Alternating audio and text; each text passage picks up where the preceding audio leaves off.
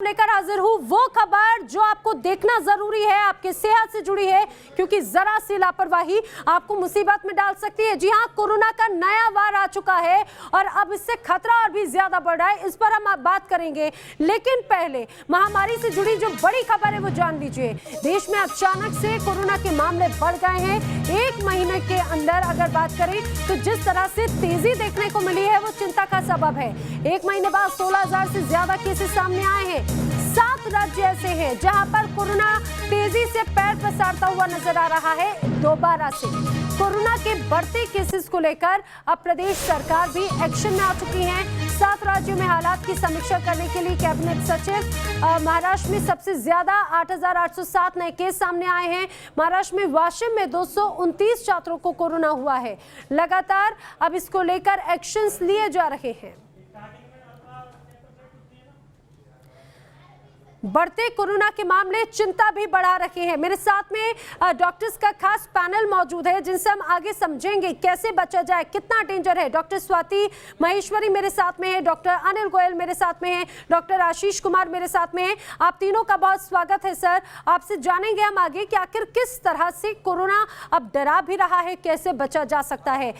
आप सिर्फ ये मानकर बेफिक्र ना हो जाएं कि आपके राज्य में कोरोना कम है। कोरोना का कहर जैसे जैसे बढ़ रहा है वो पूरे देश को अपनी चपेट में ले सकता है। लॉकडाउन भी इस दौरान लग सकता है, इसीलिए सावधान रहें।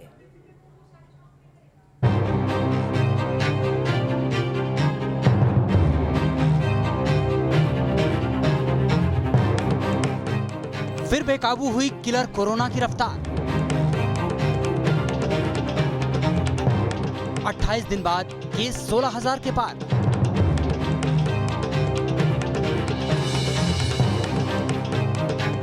चार महीने बाद महाराष्ट्र में 9,000 बीमार।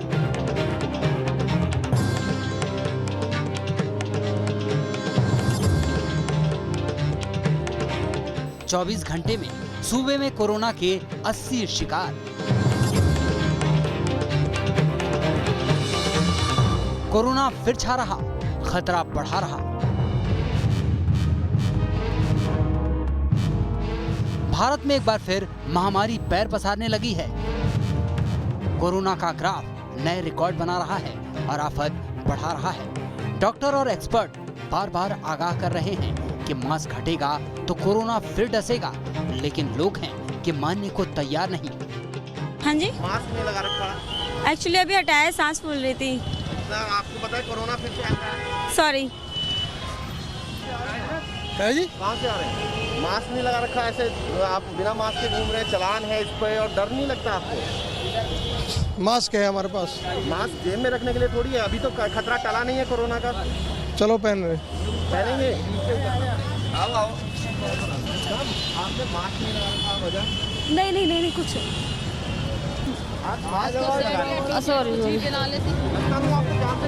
दिल्ली में फरवरी में पहली बार कोरोना के मामले 200 के पार पहुंच गए हैं, तो महाराष्ट्र में कोरोना केस 80% तेजी से बढ़े हैं। 126 दिन बाद महाराष्ट्र में एक दिन में कोरोना मरीजों की संख्या 8,000 के पार हो गई। खतरे को देखते हुए उद्धव सरकार ने कई शहरों में लॉकडाउन लगाया है, तो कई जगह और कड़ी पाबंदी की तैयारी में है, लेकिन न लोग संभल रहे और न लौटती महामारी का ग्राफ।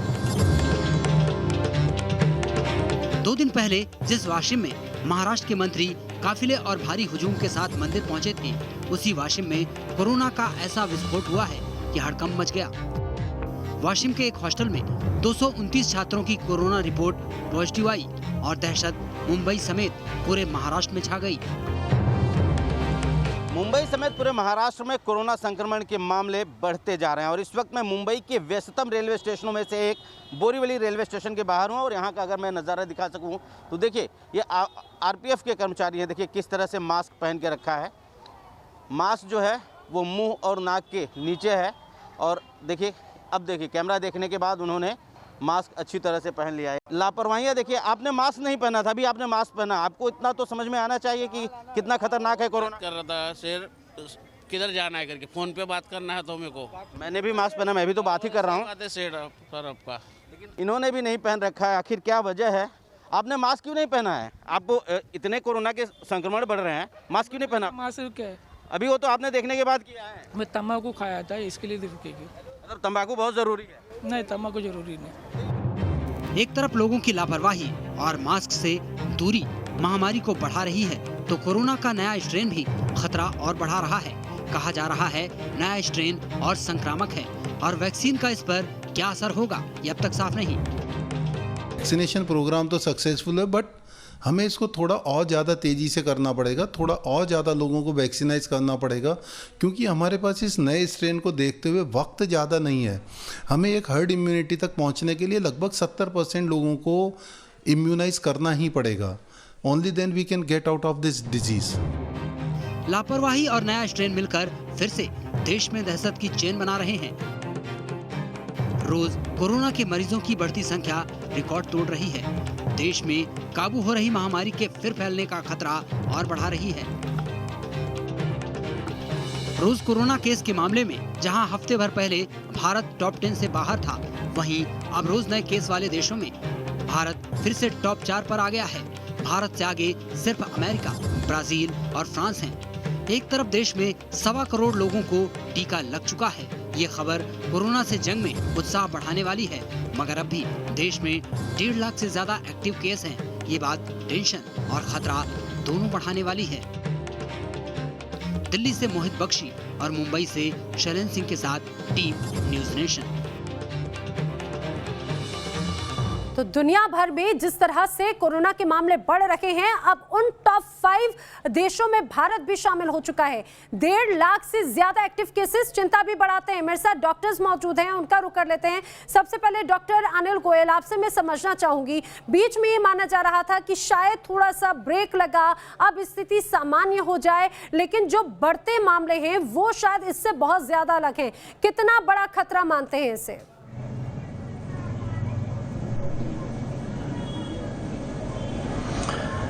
देखिए, हम लोग बहुत पहले से भी बोल रहे हैं कि खतरा कभी अभी भी टला नहीं था। खतरे को लोगों ने अनसुना कर दिया, अलर्टनेस कम कर दिया, और उसकी वजह से लापरवाही सबसे बड़ा फैक्टर हुई है जो ये कोरोना के केसेस को फिर से ये बढ़ा रही है 7 स्टेट्स में, जैसा कि अभी आपने बताया। तो कोविड एप्रोप्रिएट बिहेवियर को अपनाना ही इसको बचाने का एक रास्ता है। और दूसरा, जैसे आपने कहा, वैक्सीनेशन को बहुत बढ़ाना पड़ेगा, और जो 1 मार्च से शुरू हो रहा है 30,000 सेंटर्स कंट्री में, ये भी बड़ा अच्छा कदम है। तो आपका सवाल था कि क्या ये बहुत बड़ा मुद्दा है। मैं कहता हूं कि ये अभी भी बहुत सीरियस है, हमको बहुत अलर्ट अभी भी रहना पड़ेगा, नहीं तो फिर से ये दूसरी वेव आ सकती है। बिल्कुल, यानी कि एक और जो वेव है वो बहुत बड़े खतरे का अंदेशा है। डॉक्टर आशीष कुमार, एक ही स्कूल के 190 बच्चे कोरोना संक्रमित पाए गए हैं महाराष्ट्र में, और एक तरफ हम देखें तो देश भर में अब स्कूल्स ओपन होने वाले हैं, कई जगहों पर हो चुके हैं, क्लासेस शुरू हो चुकी हैं। अब हमने देखा कि थिएटर्स ओपन हो रहे हैं, मार्केट ओपन हो रहे हैं। तो अब ऐसे में अगर ये केसेस फिर से ज्यादा बढ़ते हैं तो ये तो मुझे लगता है कि अब वापस कहीं हम लॉकडाउन की तरफ तो नहीं जाएं। लॉकडाउन एक सॉल्यूशन है कि हम अपने पास पॉपुलेशन को बचा सकते हैं, बट हम कब तक अप्लाई कर सकते हैं इसको? जिस तरह हमारी इकोनॉमिक कंडीशंस हैं, हर जगह लॉकडाउन करना पॉसिबिलिटी नहीं होती। जो मोस्ट इम्पोर्टेंट थिंग है, जो सबसे ज्यादा जरूरी है, जो नहीं फॉलो हो रहे, जैसे अभी डॉक्टर साहब ने भी बताया कि हमारा जो कोविड प्रिवेंशन बिहेवियर है वो लोगों में नहीं दिख रहा। प्रॉब्लम मार्केट ओपन होना, मूवी हॉल ओपन होना या मैरिज फंक्शन रेगुलेट होना वो नहीं है। प्रॉब्लम ये है कि लोग क्या प्रिवेंशन ले रहे हैं, लोग क्या मास्क पहन रहे हैं, लोग क्या उसके बारे में एजुकेटेड हैं, क्या वो प्रॉपर हाइजीन फॉलो कर रहे हैं, क्या सोशल डिस्टेंसिंग फॉलो हो रही है, क्या जो प्रोटोकॉल्स दिए गए थे वो फॉलो हो रहे हैं। प्रॉब्लम वहां पर है। जी जरूरी ये है कि हमको समझना होगा कि हम जो अपने साथ कर रहे हैं वो कितना हद तक ठीक है। हम मास्क नहीं पहन रहे, सैनिटाइजर यूज नहीं कर रहे, सोशल डिस्टेंसिंग कहीं फॉलो नहीं हो रही। जितने भी लोग मैरिजेस में जा रहे हैं, मैं अभी भी देख रहा था कि क्योंकि वापस से थोड़ा सा मैरिज का सीजन है, लोग जितनी कैपेसिटी है उससे ज्यादा वहां पर जा रहे हैं, मास्क नहीं पहन रहे। तो जरूरत पहले वहां सोचने की, लोगों को एजुकेट करने की है। लॉकडाउन तो फिर एक नेसेसरी फैक्टर है, अगर वो नहीं होता तो वो तो फिर एक लास्ट रिजॉर्ट है जो हमें करना ही पड़ेगा। जी, जी बिल्कुल, यानी कि पहले तो हम जैसे हमेशा पिछले साल की अगर बात करें तो हम ये देखते थे कि मास्क हमारी लाइफ का हिस्सा हो चुका है, सैनिटाइजर हमारी लाइफ का हिस्सा हो चुका है, लेकिन जैसे जैसे लाइफ नॉर्मल होने लगी लोग शायद कोरोना का डर भूल गए, कोरोना भूल गए। लेकिन महाराष्ट्र में कैसे मामले बढ़ रहे हैं जरा उसको समझिए कि कितनी बड़ी चिंता है। आइए जरा हम आपको बताते हैं कि महाराष्ट्र में आफत किस तरह से भारी होते हुए नजर आ सकती है। दरअसल पार्शियली तो कई जगहों पर लॉकडाउन लगा, लेकिन अगर हालात काबू में नहीं आए तो एक बार पूर्णतः फिर से लॉकडाउन लग सकता है। स्कूल हो, कॉलेजेस हो, कई बाजार जो हैं वो जरूर बंद अभी हो चुके हैं। अब अगर बात की जाए समारोह आयोजन, इस पर भी पाबंदी लगाई जा रही है पार्शियली कई हिस्सों में। 8 दिन में, समझिए 8 दिन में 50,000 नए केसेस कोरोना संक्रमण के, कितना बड़ा खतरा है। 24 घंटे में करीब 9,000 नए केस मामले सामने आए हैं। एक ही दिन के अंदर 80 लोगों की मौत हुई, वजह थी कोरोना संक्रमण। मुंबई सिर्फ एक ऐसा शहर है जहां पर 1167 नए मामले 24 घंटों में सामने आए हैं।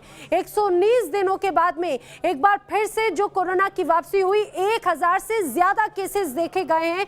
ये अपने आप में बहुत बड़ा चिंता का विषय। धारावी, एक दिन में 10 केस आए। धारावी एक सबसे बड़ी जो स्लम एरिया है उसे माना जाता है।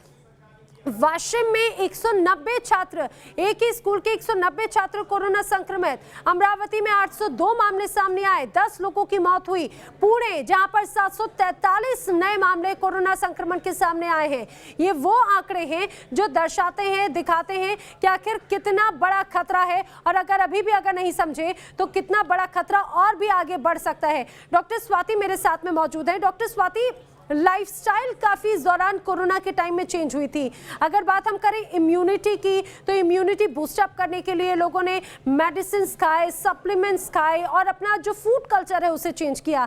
लेकिन एक बार फिर से अगर कोरोना संक्रमण बढ़ता है तो आपको क्या लगता है, एक बार फिर से उन्हीं चीजों को डाइट में शामिल करना होगा? बिल्कुल शामिल करना होगा। और देखिए ये चीजें ऐसी हैं, चाहे हम डाइट की बात करें, हाइजीन की बात करें, हाथ धोने की बात करें, मास्क लगाने की बात करें, इन चीजों को शायद छोड़ना चाहिए ही नहीं। इनको आपको लगातार इनका पालन करना चाहिए, क्योंकि न केवल कोरोना बल्कि हमें कई बीमारियों से ये बचाता है। और देखिए जिस तरह से हम जानते हैं कि ऊंट किसी भी करवट बैठ सकता है, उसी तरह से कोरोना का हाल भी है। कभी भी कहीं भी ये तेजी से बढ़ सकता है। जैसे अभी आप महाराष्ट्र में, केरला में, इन सब जगहों पर देख रहे हैं कि तेजी से संक्रमण बढ़ रहा है। अगर आप किसी और राज्य में भी हैं जहां अभी संक्रमण नहीं बढ़ रहा है, तो भी आपको सतर्कता का लेवल जो अपना है वो हाई रखना बहुत जरूरी है। क्योंकि देखिए स्टिच इन टाइम सेव्स 9। अगर हम समय से कदम उठाएं, जिस तरह से अभी प्रशासन कदम उठा रहा है, वही लोगों का पार्टिसिपेशन भी बहुत ज्यादा जरूरी है। देखिए आपने कैसे अभी दिखाया कि लोग मास्क को बहुत ही हल्के से ले रहे हैं, छोटे छोटे बहाने दे रहे हैं कि इस वजह से हमने मास्क नहीं लगाया, ये कारण था। ये अगर हम ऐसा करेंगे तो हम संक्रमण को बहुत तेजी से बढ़ाएंगे, क्योंकि कोरोना के साथ हम शुरू से लगातार, देखिए आप भी ये बात बताते आए कि ये एक्सपोनेंशियली बढ़ता है। ये ऐसा नहीं होगा कि एक के बाद एक और बड़ा, 2 और बड़ा, ये लगातार सीधे सीधे जंप मारना शुरू हो जाता है। 2 के बाद 4, 4 के बाद 8। तो इस तरह से ये एक ऐसा संक्रमण है जो फिर हाथों से बाहर निकलने लगता है। तो अगर आज हम समय से कदम उठाएं, न केवल प्रशासन समय से कदम उठा रहा है, वहीं लोगों को भी जरूरी है कि अभी भी ध्यान रखें कि आपको सैनिटाइजर का इस्तेमाल करना है, आपको मास्क लगा के बाहर निकलना है, अभी भी आपको सामाजिक दूरी का ध्यान रखना है। अगर आप ऐसी क्लोज स्पेस में हैं जहां बहुत सारे लोग हैं, जहां वेंटिलेशन अच्छा नहीं है, तो आपको तुरंत ऐसी जगह से निकलना चाहिए। वहां के लोगों को भी एजुकेट करना चाहिए। तो जब तक हम ये स्टेप्स नहीं उठाएंगे तब तक हम इसको हरा नहीं पाएंगे। और अब एक कहीं ना कहीं कॉन्फिडेंस भी लोगों में आ रहा है, क्योंकि अब हम लोगों को वैक्सीनेट कर रहे हैं। 1 करोड़ से ज्यादा भारतीयों को, health care workers, corona warriors को हम वैक्सीनेट कर चुके हैं। तो एक तरफ जहां हमारी इस वक्त मुहिम चल रही है कि हम लोगों को वैक्सीनेट कर रहे हैं, वहीं अगर लोग थोड़ा और योगदान अब अपना दें और साथ दें में, तो हम इसे और लोगों की जागरूकता कहीं ना कहीं कहा जाए डॉक्टर स्वाति, लोग जागरूक तो रहे लेकिन वो भूल गए हैं अब शायद, और यही वजह है कि अब ये चिंता जरूर बढ़ा रही है। लेकिन इसी के चलते अब जो ऐसे 7 राज्य हैं जहां पे कोरोना के मामले सबसे ज्यादा सामने आए, वो आपको जरा बताते हैं कि आखिर कौन कौन से ऐसे राज्य हैं। आपके राज्य का क्या हाल है? बात अगर महाराष्ट्र की करें तो 8,807 मामले सामने आए हैं, 80 लोगों की जान गई है 24 घंटों में। अगर बात करें पंजाब की बात की जाए तो 458 मामले 24 घंटों में सामने आए, 7 लोगों की मौत कोरोना की वजह से जा चुकी है। केस की अगर बात करें तो यहाँ पर 4000 से ज्यादा मामले सामने आए हैं। दिल्ली में 200 मामले सामने आए, 24 घंटे में 2 लोगों की मौत हुई है, वजह कोरोना की सामने आई। मध्य प्रदेश में 344 मामले कोरोना के सामने आए, 2 लोगों की मौत हुई। ये 24 घंटों के आंकड़े बता रहे हैं। आप सोचिए कितनी तेजी से मामले बढ़ रहे हैं, कितनी तेजी से संक्रमण बढ़ रहा है। उत्तर प्रदेश की बात करें तो 128 मामले कोरोना के, 3 लोगों की मौत कोरोना के चलते हो चुकी है। अब बात राजस्थान की करते हैं। 99 मामले सामने आए हैं यहाँ पर कोरोना संक्रमण के। इसके अलावा गुजरात में 380 लोगों के कोरोना संक्रमण की जानकारी मिली और 1 व्यक्ति की जान गई, वजह थी कोरोना। लेकिन आप ये सोचिए कि ये वो 7 राज्य हैं जहां पर मामले 24 घंटों में तेजी से बढ़े। अगर आपका राज्य भी इसमें शामिल है तो जरा सचेत रहिए, क्योंकि आप अगर जरा सी भी लापरवाही बरतते हैं तो आप भी कोरोना की चपेट में आ सकते हैं। तो कोरोना का वार एक बार फिर से बढ़ गया है और खतरा कैसे बढ़ रहा है ये हम आपको बताते हैं। जो नया स्ट्रेन है वो कितना खतरनाक है, जरा वो जान लीजिए। और मेरे साथ में जो डॉक्टर्स की टीम है हम उनसे भी जानेंगे आखिर क्या है इसके बचाव के तरीके। लेकिन फिलहाल आपको ये बताते हैं कि जो नया स्ट्रेन है वो कितना ज्यादा खतरनाक है, कितना इसका प्रभाव है। दरअसल अभी तक 7684 वेरिएंट्स आ चुके हैं। नया स्ट्रेन जो है उससे दहशत किस तरह से है, 61 वेरिएंट ऐसे हैं जो अभी तक भारत में पाए गए हैं, उनके केसेस देखने को मिले हैं। जो नया स्ट्रेन है उससे बताया जा रहा है कि खतरा और भी ज्यादा बढ़ गया है, क्योंकि ये स्ट्रेन और प्रभावशाली है। म्यूटेशन से इन्फेक्शन का खतरा अब और भी ज्यादा बढ़ता हुआ नजर आता है। केस बढ़ने के पीछे नया स्ट्रेन भी हो सकता है, क्योंकि जिस तरह से तेजी से मामले और भी ज्यादा बढ़े, हो सकता है कि नए स्ट्रेन का ही यह प्रभाव हो। साफ नहीं नए स्ट्रेन पर टीका कितना कारगर होगा, क्योंकि लगातार टीकाकरण तो चल रहा है, वैक्सीनेशन तो किया जा रहा है, लेकिन जो नया स्ट्रेन है उसका क्या इम्पैक्ट, इस पर असर क्या पड़ेगा, ये समझना बहुत ज़्यादा ज़रूरी है। मेरे साथ में जो डॉक्टर्स मौजूद हैं ज़रा हम उनका भी रुख कर लेते हैं। डॉक्टर अनिल, जो नया स्ट्रेन है वो कितना ज़्यादा बॉडी के लिए हानिकारक है, ज़रा आप इसको समझाइएगा और ये भी बताइएगा कि क्या जो सिम्टम्स हैं वो कोविड-19 की ही तरह इन नए स्ट्रेन्स के भी समझे जा रहे हैं।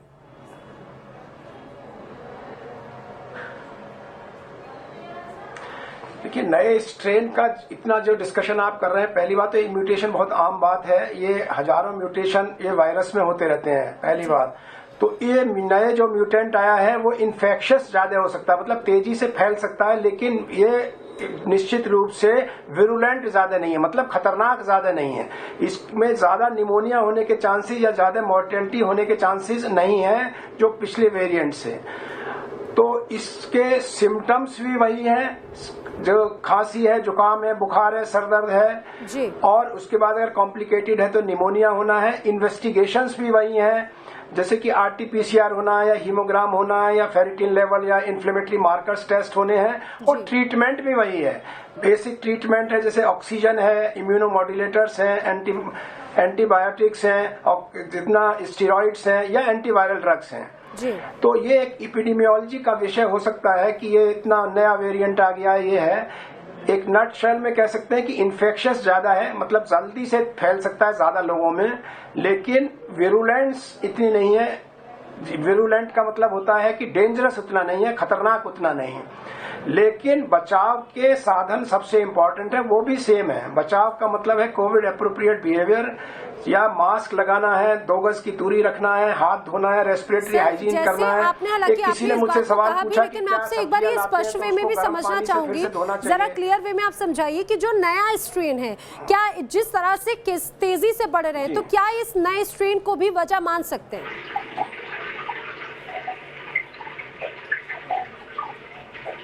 नए स्ट्रेन पर इस पर और स्टडीज की आवश्यकता है। आईसीएमआर उसके लिए और स्टडीज कर रहा है, ये भी एक वजह हो सकती है, लेकिन अभी तो लापरवाही सबसे बड़ी वजह है। म्यूटेंट स्ट्रेन भी हो सकता है, लेकिन इसके लिए अभी हम निश्चित रूप से नहीं कह सकते, आगे और इसमें स्टडीज चाहिए तब हम कह सकते हैं। लेकिन हाँ, ये भी एक वजह हो सकती है, लेकिन मेन वजह लापरवाही है। लापरवाही है और यही वजह सबसे ज्यादा लोगों के लिए मुसीबत का सबब भी बन सकती है। डॉक्टर स्वाति, पहले जो सिम्टम्स हम देखते थे कि बॉडी एक है या फिर जुकाम है, गले में बहुत आपको फील होगा, फीवर बहुत ज्यादा बढ़ेगा, ऑक्सीजन लेवल में उतार चढ़ाव होंगे, वो कोरोना के सिम्टम्स थे। लेकिन पिछले कुछ टाइम से हम देख रहे हैं या तो हो सकता है लोगों की बॉडी अब इस चीज के लिए यूज टू भी हुई हो, अब क्या कुछ नए भी प्रभाव बॉडी पर इसके नजर आएंगे? आंखों के जरिए कहा जा रहा है, सांस लेने में तो दिक्कत है ही, ये इसे कैसे समझेंगे कि ये कोरोना का भी इफेक्ट हो सकता है? देखिए, ये बात सही है कि कोरोना शरीर के किसी भी अंग को नहीं छोड़ रहा है। अगर अब हम स्टडीज को देखें तो हमारे रिप्रोडक्टिव ऑर्गन से लेकर के रेक्टम, इंटेस्टाइन, ब्रेन, हार्ट, सभी ऑर्गन्स कहीं ना कहीं प्रभावित हो रहे हैं कोरोना संक्रमण से। लेकिन एक व्यक्ति में कौन से ऑर्गन्स इफेक्ट होंगे ये कहना मुश्किल होता है। आमतौर पे क्या लक्षण है ये हम सभी को मालूम है अब कि अगर तेज बुखार होता है, आपको खांसी जुकाम हो रहा है, सांस लेने में दिक्कत हो रही है, मांसपेशियों में दर्द है या उल्टी दस्त हो रहे हैं, या आपको खाने का स्वाद नहीं आ रहा है, आपको सुगंध नहीं महसूस हो रही है, ये सब ज्यादातर लक्षण हैं जिनके बारे में हम जानते हैं। लेकिन अगर किसी व्यक्ति को और भी ज्यादा दिक्कतें तेज बुखार के साथ हो रही है तो तुरंत आपको डॉक्टर से संपर्क उस वक्त करना चाहिए, क्योंकि वही उस वक्त सबसे ज्यादा आसानी से आपको बता सकेंगे कि ये कोरोना के लक्षण है या नहीं। कीजिएगा, मेरा एक सवाल भी इसमें मैं ऐड करती हूँ। दरअसल वक्त जैसे वेदर भी चेंज हो रहा है, वेदर चेंज जब होता है तो उसका भी बॉडी पर बहुत इम्पैक्ट पड़ता है, तो ये भी क्या मुश्किलें और बढ़ा सकता है? हाँ, देखिए, जब भी सीजन चेंज होता है तो तरह तरह के और वायरस, बैक्टीरिया हैं, जो बीमारियां हैं जो उस वक्त होने लगती हैं। जैसे आजकल अगर आप देखें तो ज्यादातर लोगों को इस वक्त काफी डायरिया हो रहा है, दस्त हो रहा है, काफी लोग सामने आ रहे हैं जिन्हें बुखार और दस्त हो रहा है। तो इस तरह से जब भी सीजन चेंज होता है तो और भी बीमारियां होती हैं जो सामने आती हैं, और इसी तरह से कोरोना के साथ भी है। जबकि अभी कोरोना का टेम्परेचर के साथ क्या वेरिएशन है वो बहुत ज्यादा सामने नहीं आया है, क्योंकि हमने देखा कि गर्मियों में उल्टा कोरोना बढ़ा था भारत में और सर्दियों में कोरोना कम हुआ है। लेकिन ह्यूमिडिटी या क्लोज स्पेसेस या जहां भी वेंटिलेशन अच्छा नहीं होगा वहां हमें मालूम है कि कोरोना बहुत तेजी से फैलता है। तो खास तौर से ध्यान रखने की जरूरत होगी। और जिस तरह से अभी स्ट्रेन्स के साथ देखिए कुछ इस तरह की खबरें भी आ रही हैं, अगर हम अमरावती या यावतमाल की बात करें कि वहां लोगों में निमोनिया ज्यादा देखा जा रहा है और ये तेजी से फैलता भी है। और देखिए, ये बात तो हमें मालूम ही है कि जो बड़े बुजुर्ग हैं जिनको पहले से बीमारियां हैं वो एक ऐसा वर्ग है जिनको कि कोरोना संक्रमण ज्यादा होता है। और ऐसे में अगर स्ट्रेन इनको ज्यादा होगा, अगर स्ट्रेन के इन्फेक्शंस इनको ज्यादा होंगे तो वो तीव्र भी हो सकता है और आने वाले समय में फिर से वही परेशानी हो सकती है कि हमारे अस्पतालों पर लोड पड़ेगा और उस वजह से हमारा मोर्टेलिटी रेट जो है वो बढ़ने लगता है। वही स्टडीज देखिए साफ तौर से ये भी कह रही हैं कि जिनको कोरोना का संक्रमण एक बार हो चुका है उन आधे से ज्यादा लोग ऐसे हैं जिनमें एंटीबॉडीज नहीं है जो कि स्ट्रेन से आपको सुरक्षित रख सके। तो आपको स्ट्रेन से दोबारा संक्रमण होने की संभावनाएं है, इसलिए चाहे आपको कोरोना अभी पहले हो चुका है या नहीं हुआ है, सभी को ध्यान रखने की जरूरत है कि उन्हें मास्क लगाना है, उन्हें सामाजिक दूरी का ध्यान रखना और हैंड सैनिटाइजेशन करना ही है। बिल्कुल डॉक्टर स्वाति, बहुत इंपॉर्टेंट बात आपने कही है कि जिन्हें पहले कोरोना हो चुका है उनके लिए भी खतरा और भी ज्यादा है, क्योंकि एंटीबॉडी अगर नहीं है, बॉडी में अगर क्रिएट नहीं हुई है तो नए स्ट्रेन से आपको खतरा और भी ज्यादा बढ़ सकता है। नया स्ट्रेन क्या है? दरअसल ये आपको समझाते हैं। ब्रिटेन में आया जो नया स्ट्रेन है या फिर साउथ अफ्रीका से जो नया स्ट्रेन देखने को मिला वो आखिर क्या है? उस नए कोरोना के लक्षण क्या है? सर दर्द, हेडेक होगा, डायरिया हो सकता है, स्किन रैशेज हो सकते हैं, उंगलियों का रंग, कलर्स चेंज हो सकते हैं, आंख जो है आपको उसमें इन्फेक्शन फील हो सकता है, गले में खराश या बॉडी पेन, शरीर में दर्द। ये नए कोरोना के स्ट्रेन जो है उसके सिम्टम्स हो सकते हैं। अगर आपको भी इनमें से कोई अगर प्रभाव है तो आप डॉक्टर से जरूर कंसल्ट कीजिएगा। डॉक्टर आशीष भी मेरे साथ में है। डॉक्टर आशीष, आखिर कैसे बचा जाए? हम डॉक्टर्स तक अगर कुछ प्रॉब्लम होती है हम डॉक्टर से तो कंसल्ट करते हैं, लेकिन जो प्राथमिक उपचार है वो क्या कुछ प्रिकॉशंस होने चाहिए, जरा बताएं। देखिए, मैं इस बात पर भी आता हूँ, लेकिन हम एक बहुत इंपॉर्टेंट पॉइंट मिस कर गए हैं जी। हम क्यों परेशान है, हम क्यों इसलिए कह रहे हैं कि नए स्ट्रेन है, हमको प्रिकॉशन चाहिए, प्रिवेंशन चाहिए। वो इम्पोर्टेंट ये है कि अब जो हमारा यंगर एज ग्रुप है वो भी इफेक्ट हो जी। हम इस बात को भली भांति जानते हैं कि हमारा पहले ओल्ड एज ग्रुप था जो जिसको हमको बचा के रखना था, बट इस बात का भी ध्यान रखना है कि जो छोटे बच्चे हैं उनको भी हमारा बचाव जरूरी है। अब ये हम बचाव कैसे कर सकते हैं? देखिए, पहले तो जो कोविड प्रोटोकॉल है आपको वो फॉलो करने ही पड़ेंगे। बेस्ट प्रैक्टिस ये है कि आप अपने हाथ धोएं, साबुन इस्तेमाल करें, सैनिटाइजर से बेटर ऑप्शन है। जी। हम जो पहले इस्तेमाल कर रहे थे कि हमको अपने बाहर के जूते, बाहर के चप्पल, बाहर के शूज अलग करने हैं, घर के अंदर के लिए अलग करने हैं, ये बहुत इंपॉर्टेंट चीज है। आपके शूज के साथ भी आपके कोविड अंदर आ सकता है, कोरोना वायरसेस आपके घर के अंदर एंटर हो सकते हैं। कोई भी चीज जो आती है उसको सैनिटाइज करिए प्रॉपरली। फिर बेस्ट ये है कि अगर आप ग्लव्स पहन कर जाइए, उनको डिस्पोज कर दीजिए। मास्क पहनने का सही तरीका ये है कि अगर आप कोई भी मास्क आपको 40-45 मिनट से ज्यादा नहीं पहनना है, आपको उसके बाद अपने साथ एक्स्ट्रा मास्क कैरी करिए। अगर आपको मास्क आपका गीला हो जाता है, आप उस पे आपको खांसी आ जाता है या जुकाम होता है जिसकी वजह से ड्रॉपलेट्स हैं, अगर आपके मास्क पे स्टिक कर गए हैं तो आपको मास्क चेंज करना है।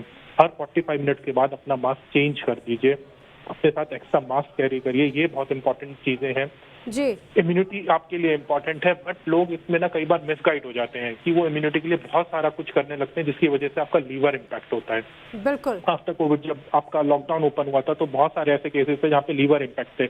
आप किसी भी चीज को एक को फॉलो करिए लेकिन बहुत ज्यादा नहीं।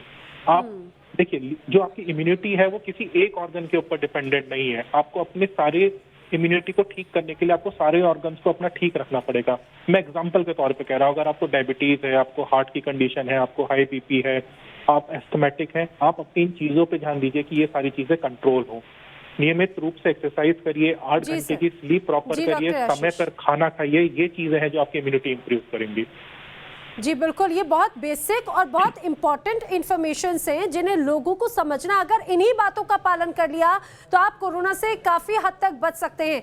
यहाँ पर एक छोटे से ब्रेक के लिए रुक रहे हैं, लेकिन आपको बता दें कोरोना के मामले लगातार बढ़ रहे, कैसे बचना है न्यूज नेशन आपको बता रहे हैं। तो कोरोना का नया वार खतरा बढ़ाता जा रहा है। देश के 7 ऐसे राज्य हैं जो अभी फिलहाल जहाँ पे सबसे ज्यादा मामले सामने आ रहे हैं। मेरे साथ में डॉक्टर्स का पैनल मौजूद है। डॉक्टर अनिल, जिस तरह से ये कहा जा रहा था कि पहले जो मेडिसिन आपकी बॉडी पर इंपैक्ट कर रही थी आफ्टर कोरोना या फिर एंटीबॉडी, उसके बाद में उन मेडिसिन का इंपैक्ट बॉडी पर वैसा नहीं होता, तो क्या ये खतरा और भी बढ़ाएगा? क्योंकि अगर कोरोना का ये नया स्ट्रेन किसी को अगर इंपैक्ट करता है तो क्या वो मेडिसिन इसमें कारगर नहीं साबित होंगे?